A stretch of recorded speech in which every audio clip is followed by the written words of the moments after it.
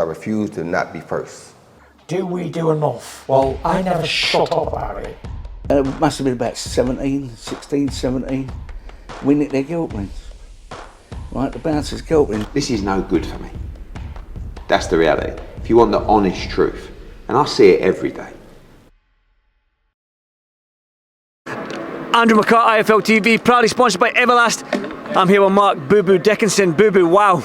I mean, Ben Ridings is a tough fight. He came in 6 pounds heavier than you. He's fought up at super middleweight and up at light heavy. Yeah. That was a great fight. I enjoyed it. Did you enjoy it? I really enjoyed it. I think you could see I enjoyed it in there. You know, at times I was just enjoying my boxing, smile on my face and that. And then as we progressed through the rounds, I was listening to my coach in the corner, stepping through the gears, sitting down on my shots, and I was trying to get him out there, to be honest. I think him coming in nearly half a stone heavy paid the dividends, and maybe he's not getting him out. He had that little bit extra in the tank to survive him in there, but I'm not complaining. It was a tough, he's a tough lad over the 8 rounds. I got a chance to show my skills, and it was a good learning fight on to the next. I mean, you hurt him a couple of times, especially that last 30 seconds maybe in that last round. You landed a big massive right hand over the top, and he sort of went like that and put his arms in the air or something like that. So it was like, man, if you landed that shot maybe in the 4th round or the 3rd round, maybe you could have got him out there. Yeah, well, to be honest, I think it might have been around the 4th. I hurt him for the first time. I went through the gears, and then I noticed he wasn't ready.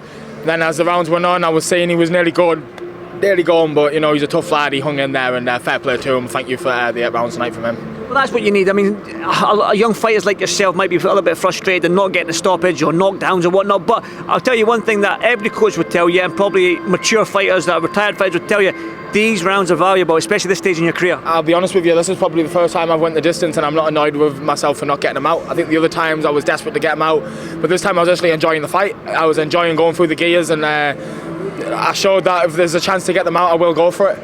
Even though I didn't get it, I'll go for it, but I enjoyed it. You showed great shot selection. You showed great shot selection there. You shot great power, especially with a guy who came in at a stone at the weight, half a stone heavier at the weigh-in. Who knows what he weighed tonight? Pat McCormack there, wishing you well done there. Yeah, I mean, he came in a lot heavier, a lot bigger man. So going forward, Ben Ridings, you don't want to get a lesser opponent. You need to get somebody better than Ben Ridings now. So are you ready for that? No, I think definitely. I think I showed I'm levels above. No disrespect to Ben Ridings, he's a tough game lad, but I think I'm levels above that. But they're the steps we need to take. He was probably a step up from my last one and so on. And no, I'm ready for whatever's next. That being said, then, are you hoping to fight someday at 160, not at super middleweight? Because you were 160, he was a super middleweight. So are you hoping to get somebody at least down to that 162, that 161 mark? No, well, definitely. Well, I weighed in 161 yesterday, but I drank a litre of water before I got on the scales because I heard he was heavy. So I must have made the limit before that. But no, obviously, look, 160 is my weight. I'd like to fight someone at 160, but I'm not complaining that he's coming heavy. We had a good 8 rounds, and I'm pleased with my performance. Talk to me about the crowd as well, man. Seems like every shot you landed, the crowd was going nuts. So it's a good little crowd you've got up here. No, definitely. I can't thank everyone enough who's come to support me. Every time I landed a shot, like you say, even if it was just a jab, if the crowd went up.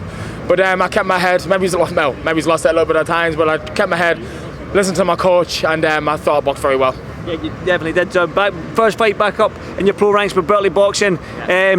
You seem like a happy fight. You've got a smile on your face, man. What was it like being back in Berkeley and having your first fight under that banner? No, it was professional fight. Yeah, it was special being back at Berkeley. You know, doing it with Graham in my corner.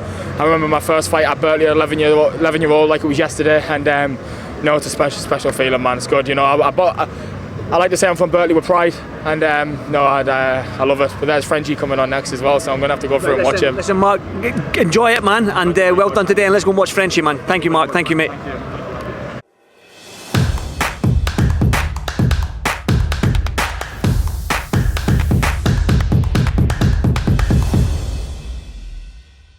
Refuse to not be first. Do we do enough? Well, I never shut up about it. It must have been about 16, 17. We nicked their guilt rings. Right, the bouncer's guilt ring. This is no good for me. That's the reality. If you want the honest truth, and I see it every day.